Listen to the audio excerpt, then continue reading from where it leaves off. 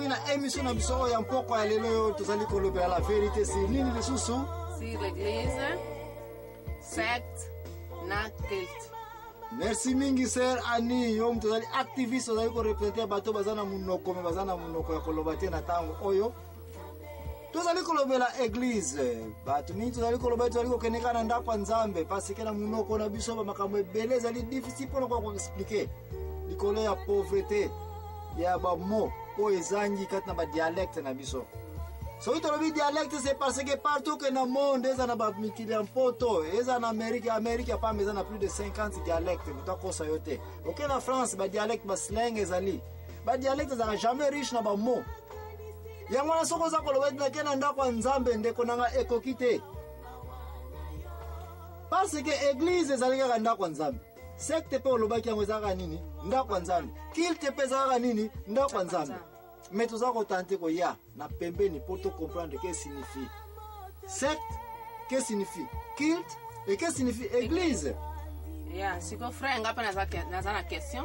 Si ko bino bolobi olobi église batiaki mabanga. Si ko yo question ngeza si ko église ngo batiaki mabanga. Est-ce église pena ebandaki ndenge ni? Oh, na comprendre ça na ozoloba ete Jacob tango posaki ba mabanga mbale place saki mutu na Bethel, n'est-ce pas? Et puis dès na lobaki était Bible to mingi kat na biso to sali ba recherche to komi na conclusion était église ba Pierre na mali bozaka poser na place à Bethel. Bethel signifie église, maison et puis elle signifie église. C'est na okende gauche ozonga droite kombe ya ndaku ya nzambe ebandaka na Bethel. Mais si on lui pose la question, vraie église, vous allez que Batubaza koya, ko sambela, ko mela ba communion, ko baptiser, batunde yango poser la question. Yango wana ko ndenga lobi mabanga bona na comprendre te donc si batika mabanga nde église yango pe bandika bon nani ko yeba église yango ebandaki pe na ndenge nini. Merci mingi sir na tika na MCT. Na taya Noé, nzamba pesa ki ba instruction na epa ya Noé ete asala nini? Arche, n'est-ce pas? Oui, arche ya Noé wana. Arche wana ezaki na ba dimension. So ba yako tanga ndenge nzamba lingela ki basala arche de Noé. Na ebso frère sœur na ngayo na ebso ba ebso construire arche de Noé na ba dimension so même pas peso matériel kwa ko tonga yango. Ya. Donc na peso calculatrice ko. Oui, na ko ka. To ba no calculer ba mètre ba kudeni on so na nzamba senga ki ndenge Noé asala yango. Ya, soki bango ba kwa ko sala ngo eloko ne zangi biso to sala ngo siko. Bon, ça va. Point d'interrogation. Na ko kanga yo kaka. Bon, église c'est na ndenge poser question. Moïse tango azaki na Égypte bana Israël babimi na Égypte bake na désert kuna mai ezalaki te. Kolia ezalaki te. Eloko mo ezalaki te. Moyemba ko akosambela nzambe penza presque ezalaki te. Metika na yebso te nzambe. Azana besoin ya building ya kitoko te. Nzambe azana besoin loko moko ezalina mo. D'ailleurs Jésus Christ a le mettre ko comparer loko mo ezana mabele ona o ezana lola te. C'est pour vous dire que loko moko ko tia kozana mabele o nzambe ko lula e kozana na ngo te. Mais biloko nyonso etali ya nzambe apesa ba instruction na ndenge alingeli ngo ezala. Église à liboso oto bengi tabernacle de Moïse. De place à liboso oto za komona ete alliance entre mutu na nzambe e ko salema na nini na arche ya nini ya alliance. Oyebi arche d'alliance za nini? Ya oyo Noah salaki.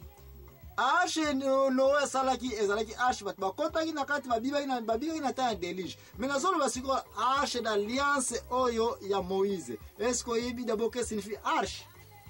Oui. Oh, ya Moïse. Ya ezalin sapa donc tente. No, c'est na échoué. Arche liko ba sanduku. OK. Arche liko ba nini lisu ser na ngasoje comprendre ngo. Ezali sanduku. Mal. Valise. Bon, valise. N'est-ce pas? Oui, eza bon. Nzamba pesa ki pa Moïse ba dimension asala nini sanduku. Est-ce que zaka munene? Ezalaki amuke munene. Ezalaki na muke ba dimension na Bible ezali. Yo lobete so ba pesa ka ba dimension oyo Noé azwamaki apesa mne pa nzambe atonga arche wa kotonga. Mena kozo yoka pasike na zako ya. Pona yebsete misala bele biso nyo sala ko tomla musapinga na kosala. Mesoje ko mina tana yango okomona complication ni pesa ka. Posa une question. Yo lobete Jacob atsaika mabanga, me bat bazaki na ko sangana te. Donc église ezalaki na penza comme telle activité. Réponse na oui parce que na erreur a posé ka banga fondation e bande la église aka ya mwana. Mais sikoyo na arche oyo nzamba pesi ordre no Moïse asalela ye. Okoya komona ete ezalaki na makambo na ngona ba condition na yango. Mais poto ko okoba pona yeba ete na yo mto zali activiste mto zali ko représenter. Bande ko na biso bazala minoko mi moyeba loba ezate. Ba question za poser bango yo activiste ntemo. Ani zala prête à répondre ngai. Arche oyo. Nini ngo zali na kati paso bi arche zali sanduku te. Ezali mal. Mal biloko za na kati. Siko arche oyo ya alliance ya Moïse. Nini ngo zali na kati po arche no wetu wiki bat bazali na kati na bibwele nyonsa mokili. Biloko nyonsa respiraka na zolo. Ezali na kati apart bambisi po bambisi mai mbula ebetaki bakokende wapi bazaka na mai te bakufa na bango te mais tozolo ba biloko respiraka na mpepe ezali na kati arche ya Noé siko na arche oyo ya nani ya Moïse yebisanga ye nini ezali na kati kuna ezalaki de commandement mabanga ya ntalo mtezali na kati nani nilisusu ezali na kati kama mabanga ya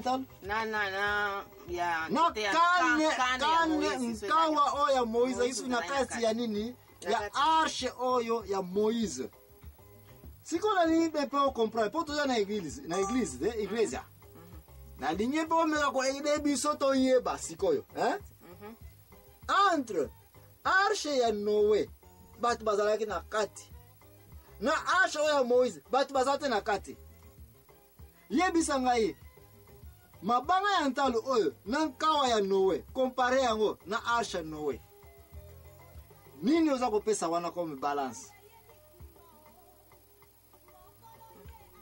bon balance moko eza bo mususu wana po ni badi commandement ezaki na kati bazako bombela ngona kati mutu moko pa yebaki teke di commandement ezaki na kati o bayeba te même si bayebaki eyeba na badi commandement ezaki na kati wana na nkawa ya Moïse mais oya komona ser na ngatika na edeyo ete na arche oyo ya nani ya Noé batu bazali na kati biloko nyonso evivaka irespiraka na mpema awa na arche oyo ya Moïse kaka nkawa na ye na nini na Bible biloko nyonso mbale elobaka te mais na arche no biloko eza koloba vie ezalaki mais awa siko vie eza yango wana liloba na Nzambe ezali vie Jésus alobika lipa ya bomoi kwanga ya bomoi liloba na ngai elingo bake arche Noé biloko ya vivant ezaki na kati batu po bakufa te ba vivre okoya kotanga na mukanda ya Exode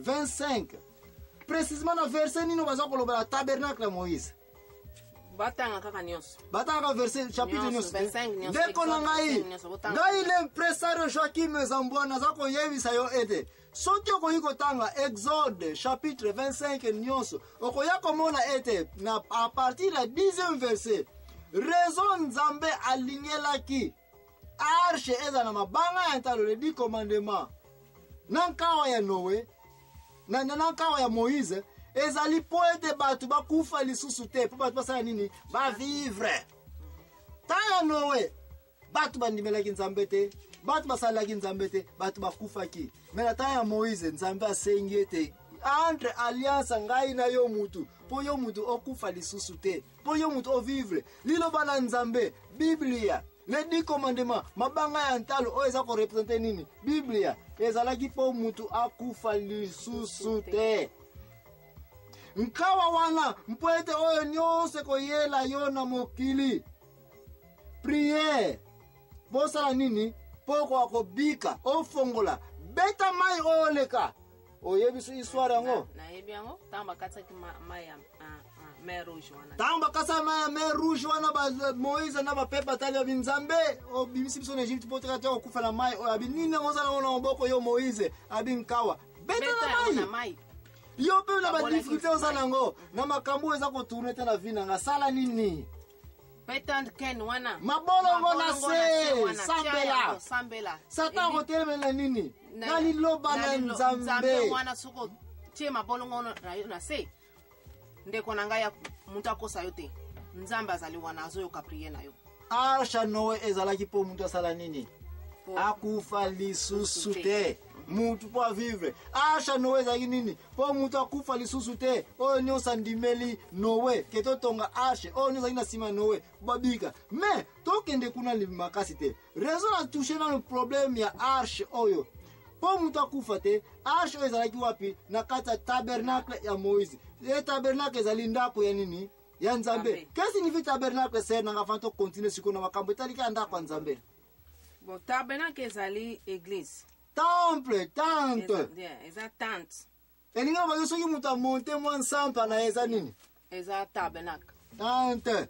Tabernacle. Donc tabernacle elo mo spécial na mo tabernacle eza na mote. Tabernacle ni ba na nsampa. Bo yiko tia kapona bino batch. Boza ko samna na se ya batch wana eza nini? Tabernacle la mino yangwana bo décider ke awa toko kuta na toko sala nini Nzambe.